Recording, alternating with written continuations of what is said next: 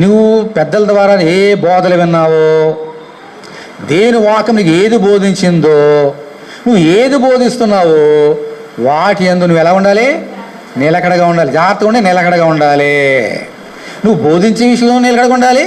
దేవుని యొక్క బోధ నువ్వు విన్నావు కదా, వాటి యందు నువ్వు నిలకడగా ఉండాలి. అప్పుడు నీవు జాగ్రత్తగా ఉంటావు, నీ బోధ ఎవరైతే ఉంటారో వాళ్ళు కూడా జాగ్రత్తగా ఉంటారు అన్నాడు.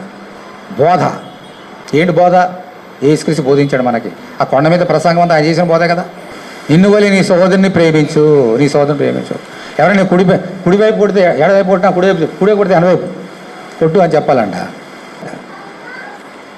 అది దేవుడు చేసిన బోధలు అవన్నీ కూడా. తను చంపివేసిన వారిని కూడా ప్రభు చేసేయడమా? ప్రేమించారు ప్రభు. అది బోధ, యేసుక్రీస్తు బోధ. తండ్రి వీరేం చేస్తున్నారో వీరు ఎరుగరు కనుక వీరిని క్షమించు. అది యేసుక్రీస్తు చెప్పే బోధ. ఈ బోధ ఎందుకు మనం ఎలా ఉండాలమ్మా? నిలకడగా ఉండాలి.